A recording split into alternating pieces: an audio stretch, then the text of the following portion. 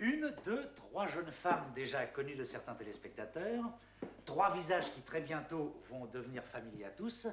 À l'occasion de ces débuts officiels, la deuxième chaîne nous a prêté aujourd'hui ses trois speakerines. Denise Fabre. Bonjour mesdames. Michel Demey. Bonjour mesdemoiselles. Et René Legrand. Bonjour messieurs. Une question collective. Êtes-vous mariés? Non. Célibataire. Mariée sans enfant. Veuve, 2 enfants. Alors Denise, pensez-vous trouver un mari grâce à la télévision? Non. Avant d'être speakerine, étiez-vous toutes les trois téléspectatrices? Bien sûr, oui. Que faisiez-vous avant de vous présenter à la deuxième chaîne? Eh bien, j'étais déjà téléspeakerine, mais dans un poste privé. Eh bien, avant de me présenter à la deuxième chaîne, je travaillais avec mon mari. En effet, mon mari est médecin et dès notre mariage, il m'a appris à travailler avec lui et ainsi je le secondais dans toutes les activités médicales. Bien, j'ai travaillé pendant 6 ans à la station régionale de la RTF à Strasbourg. J'étais comédienne, présentatrice d'émissions, commentatrice au journal télévisé régional et depuis 1 an, j'étais comédienne à Paris. Et qu'est-ce qui vous tentait le plus dans le rôle de speakerine? Eh bien, avant de présenter ce concours dans ce poste privé pour accéder au titre de téléspeakerine, eh bien, j'étais un tout petit peu mannequin, un tout petit peu cover girl, mais je n'étais pas du tout faite pour ce métier. Et je préfère de beaucoup le contact et donner beaucoup de moi-même. Bien d'abord, pour moi, c'était tenter une aventure vraiment passionnante. C'était la découverte d'un métier nouveau. Et puis, ce contact permanent avec les téléspectateurs, c'était un petit peu comme si je les recevais chez moi. D'utiliser et de perfectionner les quelques compétences que j'avais acquises à Strasbourg. Enfin, maintenant que vous l'avez exercé, quelle est la tâche la plus difficile de cette profession? Bien, pour l'instant, je crois que c'est surtout vaincre mon trac. Oh, la tâche la plus difficile, c'est vraiment de combattre le trac.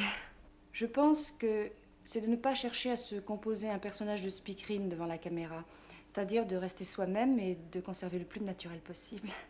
Apprenez-vous vos textes par cœur ou improvisez-vous?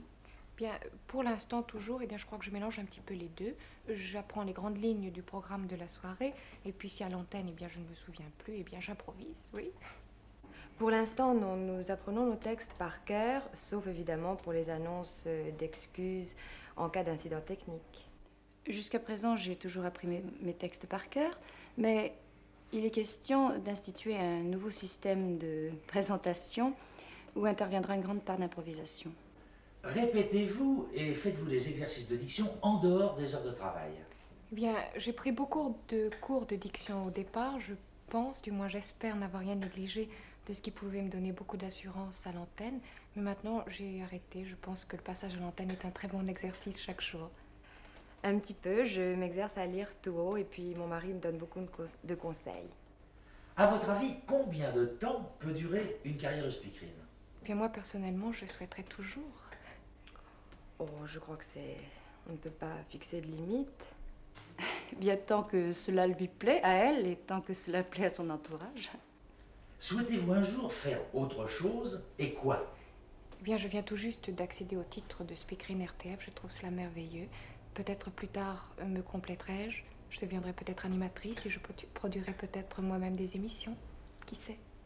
Eh bien, écrire pour des émissions et surtout pour des émissions de jeunes, même d'enfants.